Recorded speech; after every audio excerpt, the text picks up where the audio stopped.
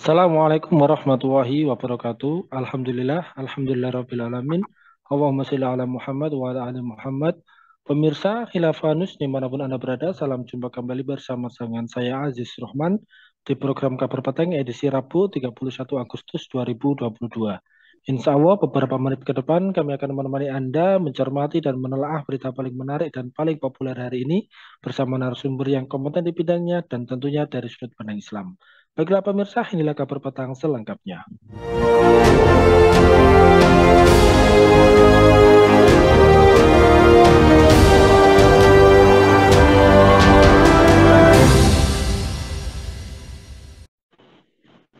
Pemirsa, Komisi 5 DPR Aceh membidangi kesehatan dan kesejahteraan berencana membuat konun tentang legalisasi ganja untuk medis.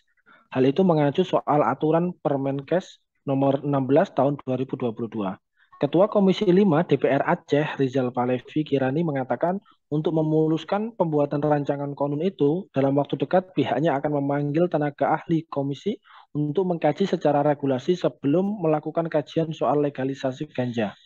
Menurutnya secara literatur, ganja bukan barang asing dan tabu di Aceh.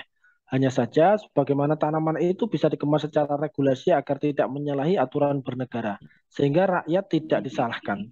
Pihaknya ingin ganja medis ini bisa berguna untuk bahan pengobatan yang nantinya bisa digunakan oleh seluruh pasien di tiap-tiap rumah sakit, sekaligus dapat meningkatkan pendapatan asli daerah. Nah, pemirsa, ada apa di balik isu legalisasi ganja medis? Amankah untuk pengobatan? Apa dampak negatifnya dan bagaimana tinjauan hukum Islam?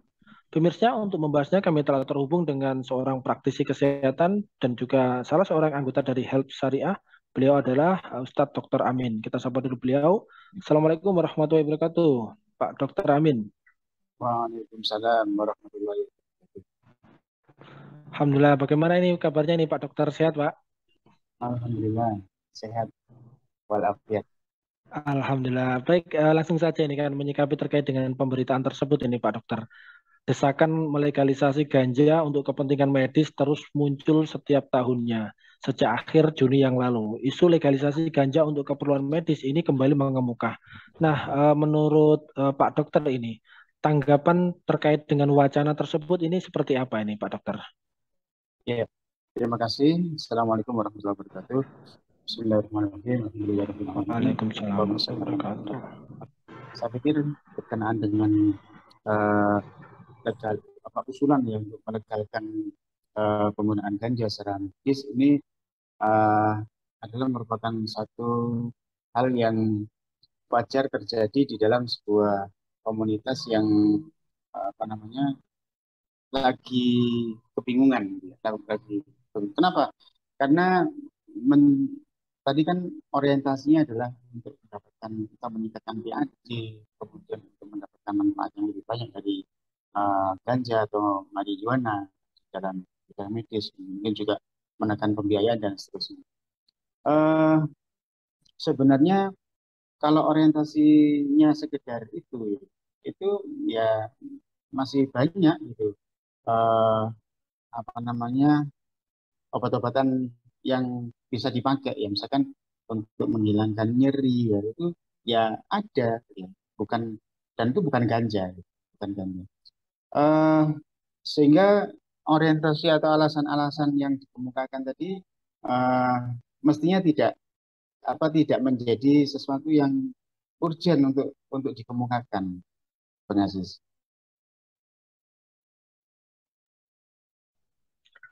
Ya, baik, langsung ini. Kemudian ketika kita melihat ya di dalam pemberitaan ini, putusan Kanada yang melegalkan ganja demi tujuan rekreasi pada tahun 2018 pada bulan Oktober.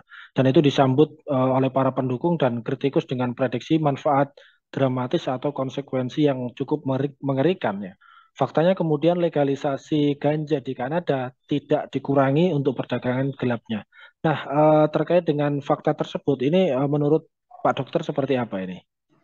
Ya, mungkin salah satu atau mungkin satu-satunya barangkali ya, satu-satunya alasan yang rasional kalau misalkan mau diajukannya ganja di dalam apa legalitas salah satu modalitas terapi di bidang medis yaitu adalah apa namanya, biar peredarannya tidak tidak apa namanya, karut marut gitu ya.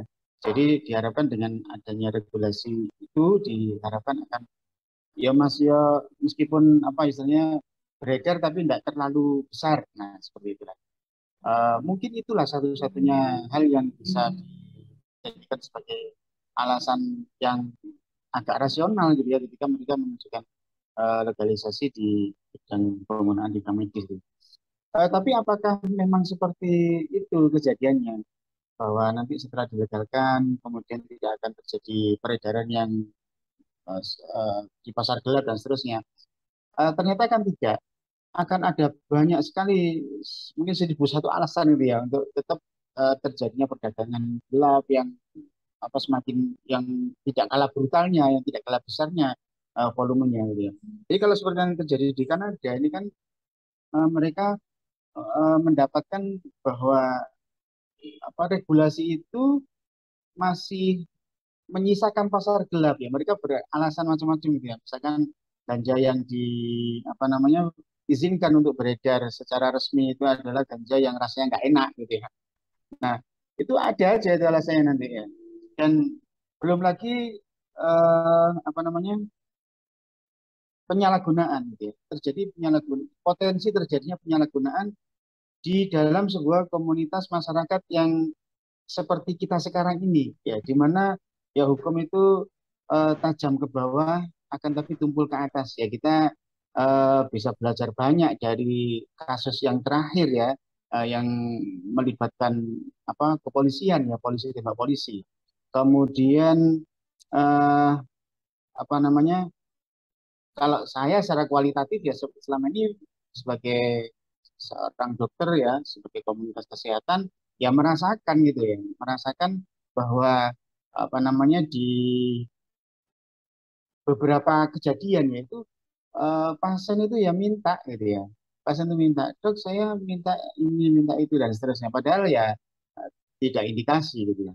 Minta obat-obatan yang itu golongan apa namanya harus dengan resep dokter ya. Akan tetapi dalam pandangan teman-teman, ya bukan saya sendiri ya, teman-teman dokter di Indonesia yang lain itu tidak indikasi. Itu terjadi beberapa kali ya, dan apa sering kali terjadi seperti itu. Penyalahgunaan oleh pasien ya yang meminta kepada dokter untuk memberikan resepnya. Artinya kalau situasinya seperti itu kan menunjukkan bahwa eh, yang terjadi di masyarakat itu mereka tidak tidak melihat faktor bahayanya itu tadi kan, tapi melihat bahwa barang itu ada gitu, barang itu ada dan ada aksesnya gitu, ada akses yang legal untuk bisa mendapatkan barang-barang seperti itu kan. Nah, ketika misalkan itu sama sekali tidak ada aksesnya, ya otomatis kan nggak ada kan gitu. Otomatis kan tidak apa istilahnya itu, hmm, tidak ada potensi untuk mereka mendapatkan barang-barang tadi. Jadi kalau misalkan ya seperti contoh misalkan homer lah ya, minuman keras. Minuman keras itu kan selama ini diatur peredarannya, yang sekian persen boleh beredar dan tempat peredarannya ada di tempat-tempat tertentu. Tapi apakah itu terjadi betulan? Kan enggak ya. Enggak seperti itu kan faktanya. Kemudian eh, jadi intinya mestinya minuman keras itu justru ditiadakan gitu. Produksinya enggak ada, distribusinya juga enggak ada. Hanya ya mestinya seperti itulah yang terjadi. Bang Aziz. Ya, baik. Lantas kemudian untuk menyikapi desakan-desakan untuk legalisasi ganja, ini menurut Pak Dokter sendiri, ini seharusnya pemerintah mengambil sikap yang seperti apa ini? Ya, mestinya ada apa namanya, ada pembicaraan yang serius gitu ya mengenai apakah benar bahwa modalitas terapi di bidang medis ini memang sudah tidak ada sama sekali gitu ya. Kalau tidak ada ganja kemudian lumpuh, ya itu harus dipastikan dulu. Ya saya pikir teman-teman di bagian psikiatri atau di bagian neurologi itu mereka lebih tahu ya mengenai hal ini.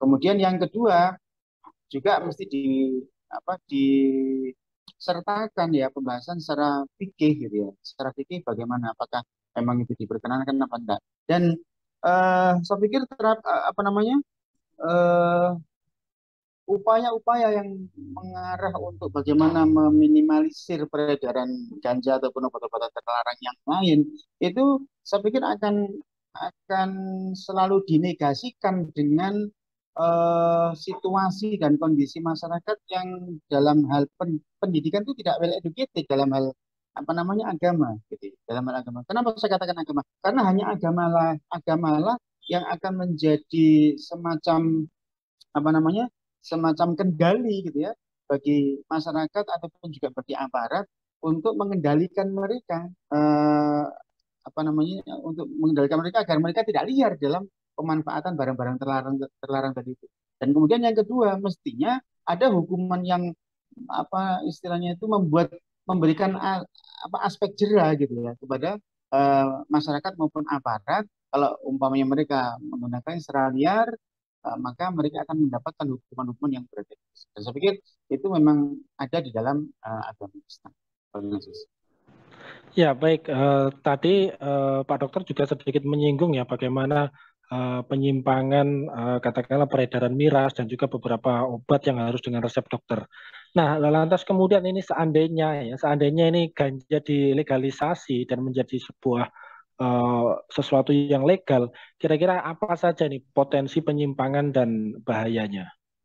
Ya, ganja ini yang pasti dia bisa merusak apa namanya sel-sel saraf ya.